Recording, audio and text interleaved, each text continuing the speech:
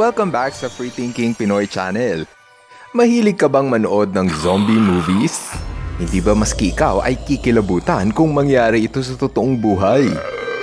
Kung akala mo na sa pelikula lamang ito nangyayari, pues, diyan ka nagkakamali. Sa maniwala ka man o hindi, merong totoong kaso ng zombie sa mundo ng mga hayop. Ito ang mga bubuyog. Mukha lang silang ordinaryo, ngunit hindi nyo ba alam? Ito ay isa ng zombie. Sa loob kasi ng kanyang katawan, merong parasitikong uod na kumukontrol. Ang mga uod na ito ay ang anak ng langaw na Apocephalus borealis o mas kilala sa tawag na porrid fly o zombie fly. Sobrang liit lang nito kung ikukumpara sa bubuyog. Sa video makikita ang maliliit na langaw o porrid fly na pilit na dumidikit sa bubuyog upang biktimahin. Yang maliliit na langaw na umaaligid sa bubuyog, yan ang parasitiko na porrid fly.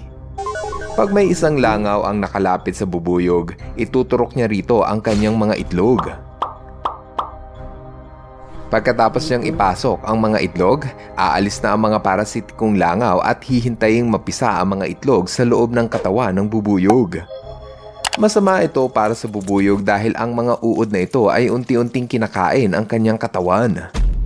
Bukod pa riyan, kinokontrol din ng mga uod na ito ang utak ng bubuyog na parang zombie. Kasi ng mga scientifico na mas gustong mapag-isa ng bubuyog na infected ng parasite at ayaw na netong makihalubilo sa ibang bubuyog. Napansin din ng mga scientists na ang mga bubuyog na infected ng parasite ay mas gustong lumipad tuwing oras ng gabi. Dahil dyan, para na silang zombie na nawawala sa sarili. Pagkalipas ng ilang araw, mamamatay ang bubuyog dahil kinain na siya ng parasitikong uod. Ayon sa mga eksperto, dapat natin pigilan ang pagdami ng mga porrid fly dahil damay tayong mga tao. Yan ay dahil sa pwede nitong ubusin ang buong populasyon ng mga bubuyog kung patuloy lang sa pagdami ang mga parasitiko. Kapag naubos ang mga bubuyog, tiyak na mababawasan ang produksyon ng mga prutas, kaya siguradong kokonti ang supply ng pagkain sa buong mundo. Kaya kapag may nakita kang ganitong langaw, pisatin mo para hindi sila dumami. Kung sa umpisa pa lang ng ating kwentuhan ay nag-e-enjoy ka na, pues dapat ay pindutin mo ang subscribe button. Sige na, libre lang naman ang mag-subscribe kaya dali na, pindutin mo na. Ito naman ang isa pang insekto na may nakakakilabot na parasitiko. Yang hinuhugot sa puwet ng wasp, yan ang mismong parasite. Ang uod na nakasuksok sa putakte ay ang anak o yung larvae ng insektong Strepsiptera. Pumapasok sila sa balat ng putakte at dito sila titira para sipsipin ang dugo ng kanilang biktima. Kapag hindi mo ito kinuha, maaaring mamatay ang wasp dahil sa malnutrisyon. Sa video, mayroong putakte na may 4 na parasitikong uod. Tinulungan niya itong tanggalin gamit ang nipper. Ito naman ang itsura ng parasitic wasp na Strepsiptera. Kasing liit lang nito ang butil ng bigas. Sa kanila nang galing ang mga uod. Ito ang itsura ng Strepsiptera. Madalas na binibiktima ng mga Strepsiptera ay ang mga lalaking putakte gaya ng paper wasp at German wasp. Mananatili ang mga uod na ito sa loob ng katawan ng putakte hanggang sa dumaan ito ng metamorphosis para maging ganap na panibagong wasp. Pagkalipas ng ilang araw, ang dating uod ay isa ng ganap na wasp at handa na itong lumabas. Yang lumalabas sa katawan ng wasp, yan ang uod matapos nitong magdaan sa metamorphosis at meron na siya ngayong pakpak. Minsan, ang mga babaeng uod ay hindi na nag-i-evolve para maging insekto. Tama ang narinig mo. Kapag ang uod ay naging babae, mananatili ito bilang isang uod.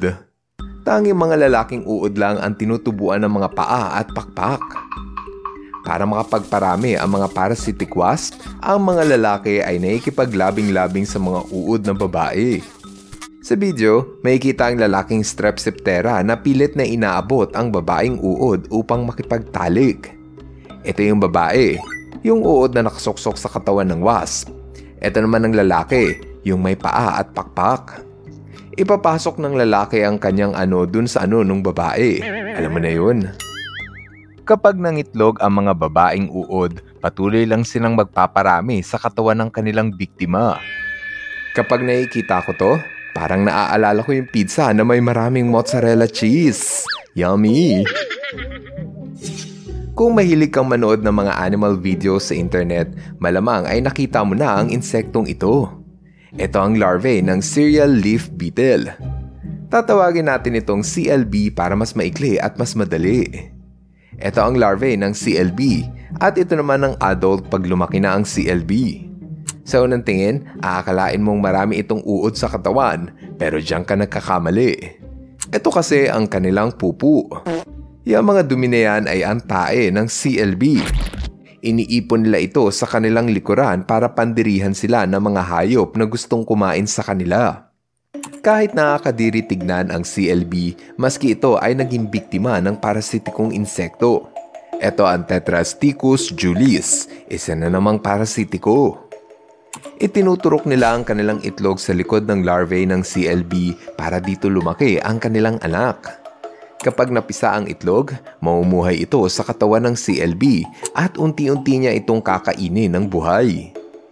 Simple lang ang estilo ng parasitic wasp na Tetrasticus julis.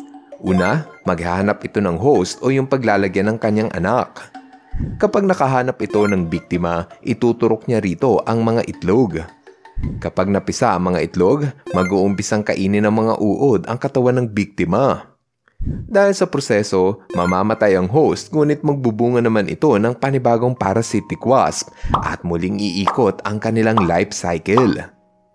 Kung tutuusin, ang parasite na ito ay nakabubuti para sa mga tao dahil ang CLB ay isang peste na sumisira sa pananim ng mga magsasaka. Dito mo masasabi na hindi lahat ng parasite ay masama. Meron din pala mga parasite gaya ng Tetrasticus julis na nakabubuti sa pananim ng mga magsasaka. Sa lahat ng mga parasitic wasp, ito na ata ang may pinaka-nakamamanghang teknik. Ang biktima kasi nito, mga pesteng ipis. Ito ang emerald cockroach wasp. Alam mo ba na lumalaki ito sa loob mismo ng katawan ng ipis? Ganito kasi yan. Ito ang babaeng emerald cockroach wasp at handa na siyang mangitlog. Maghahanap ito ng ipis na pawang paborito nilang biktimahin. Lalapitan ng emerald cockroach wasp ang ipis para turukan ng kamandag na nakaka-paralyze. Sa video, makikita na nakatusok ang kanilang stinger sa ulo ng ipis para salina ng kamandag. Kapag hirap ng gumalaw ang ipis, hihilain ito ng emerald cockroach wasp papunta sa butas na kanyang hinukay kung saan niya ililibing ang ipis. Kailangan, buhayin niyang madala rito ang ipis dahil ito ang kakainin ng kanyang anak. Pagkatapos nun, ilalagay niya ang kanyang itlog sa katawan ng ipis. Hudyat na ito ang ipis na ibinigay sa kanya ng kanyang nanay upang kainin bago siya iwanan nito. Ngayon, kailangan ng takpan ng babaeng wasp ang butas kung saan niya itinago ang ipis at ang kanyang anak. Kukolektahin niya ang mga bato na pwedeng ipantakip sa butas para walang makapasok. Pagkalipas ng 2 araw, mapipisa ang itlog at saka nito uumpisahang kainin ang katawan ng ipis. Inaabot ng 5 linggo ang uod para kainin ang ipis na ibinigay sa kanya ng kanyang nanay. Kapag nabusog na ang uod, magsisimula na itong gumawa ng cocoon sa loob ng ipis para sumailalim sa metamorphosis. Pag sinabing metamorphosis, magbabago ang anyo ng uod at magkakaroon na ito ng paa at pakpak. Pagkalipas ng 2 linggo, ang uod ay isa ng ganap na emerald cockroach wasp at handa na itong lumabas sa katawan ng ipis. Nakakatakot ang metamorphosis o ang pagbabagong anyo ng insektong ito, ngunit hindi maikakaila kung gaano kaastig ang kanilang transformation. Kung ikaw ang tatanungin, alin sa mga 4 na parasitiko na inyong napanood ang may pinakaastig na life cycle? Gusto mo ba yung porrid fly na ginawang zombie yung bubuyog? Ang Strepsiptera na naglalagay ng uod sa katawan ng putakte? Pwede rin ang Tetrasticus julis na nangingitlog sa cereal leaf beetle. O ang emerald cockroach wasp na lumalabas sa katawan ng ipis na parang eksena sa horror movie.